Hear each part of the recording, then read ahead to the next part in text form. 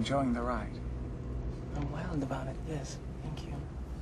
It's good to be wild sometimes. You know, I've often thought of that funny story you told me the first time we met on the beach. The one about the Duke de Vente. At first, I didn't know how to take it. I thought you were making a pass at me. Did I ever tell you about the man who taught his asshole to talk?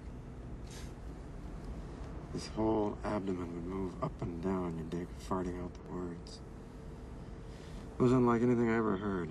Bubbly, thick, stagnant sound. Sound you could smell. This man worked for the carnival, you dig, and to start with it was like a novelty ventriloquist act.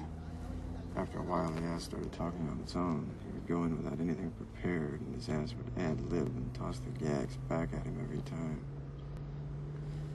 Then it developed sort of teeth-like little raspy, in-curving hooks and started eating. He thought this was cute at first and built an act around it, but the asshole would eat its way through his pants and start talking on the street, shouting out it wanted equal rights. It would get drunk, too, and have crying jags. Nobody loved it.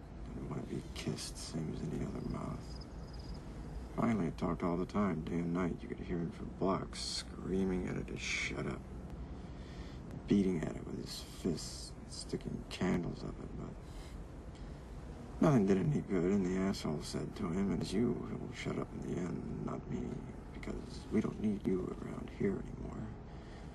I can talk and eat and shit."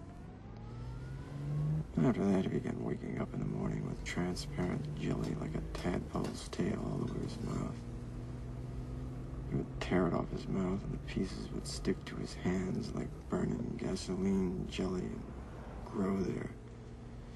So finally his mouth sealed over, and the whole head would have amputated spontaneously, except for the eyes, you dig. That's the one thing the asshole couldn't do, was see. It needed the eyes. Nerve connections were blocked and infiltrated and atrophied, so the brain couldn't give orders anymore. It was trapped inside the skull, sealed off. For a while, you could see the silent, helpless suffering of the brain behind the eyes. And then finally, the brain must have died because the eyes went out.